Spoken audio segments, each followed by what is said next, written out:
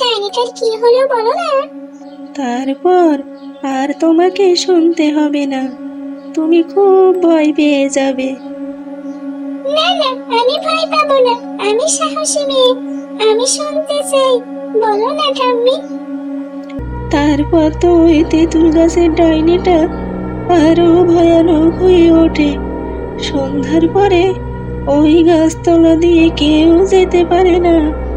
যে যায় তার ঘাড় মোটকে ওই তেঁতুল গাছের ডাইনি ধরে খায়। উমা উমা, তারপরে কি হলো বলো বলো।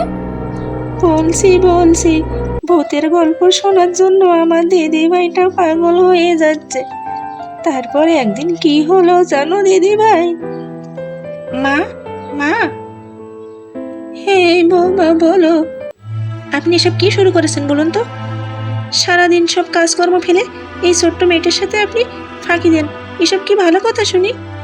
ঠাম্মি ফাঁকি দিচ্ছে না মা, আমি ঠাম্মির কাছে গল্প শুনছি, সবসময় তো কাজ করে, এখন না হয় একটু আমাকে গল্প শোনাক। তোকে অত গল্প শুনতে হবে না। শোন রিঙ্কি, আমি এক্ষুনি তোর মাসির বাড়ি যাব, চল আমার সাথে, কতদিন যাই না ওদের বাড়িতে। আর হ্যাঁ মা, আপনি সব কাজকর্মগুলো গুছিয়ে রাখবেন, একটুকু যেন নোংরা না থাকে কোথাও, আমি এসে যেন সব সাফ সাফ দেখি। রিঙ্কি আয়।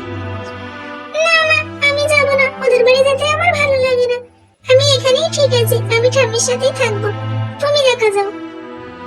ওরে দুষ্টু মেয়ে, ঠিক আছে আমি গেলাম, থাক তুই, তোকে জোর করে নিয়ে যাবার আমার কোনো ইচ্ছেও নেই।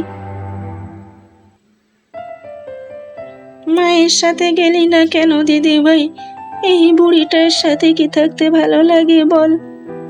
খুব ভালো লাগে, আমার খুব ভালো লাগে তোমার সঙ্গে থাকতে ঠাম্মি।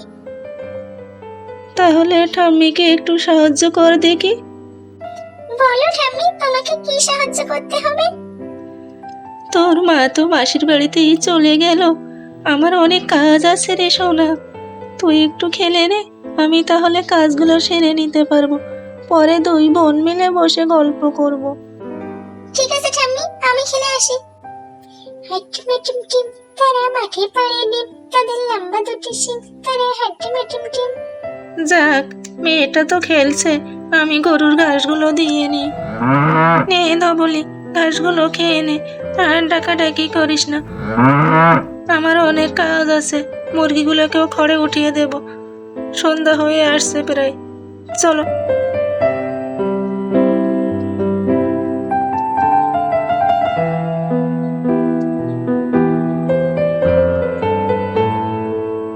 দেখি তো আমি গাছে চড়তে পারি নাকি, চলো গাছে উঠে পড়ি।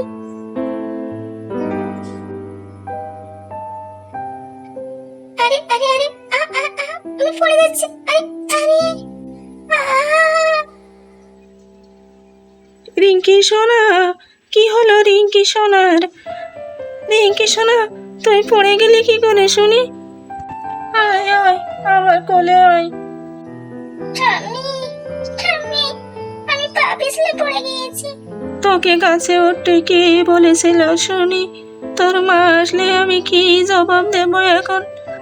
কেন যে এত দুষ্টুমি করিস, আমার আর ভালো লাগে না। এখন চল, তোর মাথায় একটা পট্টি বেঁধে দিই, দেখো রক্ত বের হয়ে গিয়েছে।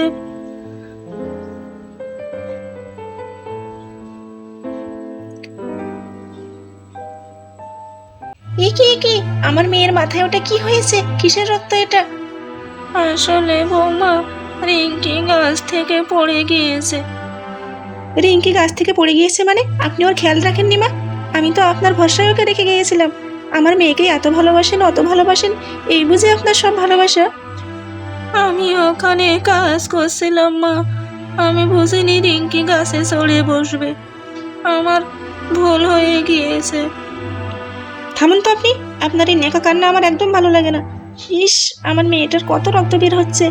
রিঙ্কি দেখ, শুধু ঠাম্মি ঠাম্মি করিস, এখন ঠাম্মি তোকে কি অবস্থা করেছে দেখ একবার, মায়ের সাথে গেলে কি আর এই অঘটন ঘটতো? মা, ঠাম্মির কোনো দোষ নেই, আমি নিজে থেকেই গাছে উঠছিলাম, পা পিছলে পড়ে গিয়েছি, ঠাম্মির কোনো দোষ নেই মা, তুমি ঠাম্মিকে বকাবকি করো না। না, আমি তোমার ঠাম্মিকে বকাবকি করবো, নয়তো পুজো করবো। মাথা কেটে রক্ত পড়ছে, তারপরেও দেখো ঠাম্মির জন্য দরদ উতলে উঠছে একেবারে। হয়েছে সব বাজে ছেলে মেয়ে কোথাকার। আয় আমার সাথে ঘরে চল, মা ওকে আমার ঘরে দিয়ে যান।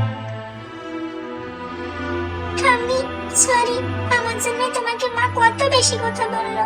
আমারই দোষ হয়েছে। আমার জন্য তুমি সব সময় বেশি কথা শোনো মার কাছে। আরে না পাগলি, ও তো আমার অভ্যেস হয়ে গিয়েছে। চল তোকে ঘরে দিয়ে আসি। তো বন্ধুরা, আজকের গল্পটা এখানেই শেষ করছি। যদি ভালো লাগে তাহলে লাইক করে দিও, আর প্লিজ আমার চ্যানেলটিকে সাবস্ক্রাইব করে পাশে থেকো। ধন্যবাদ।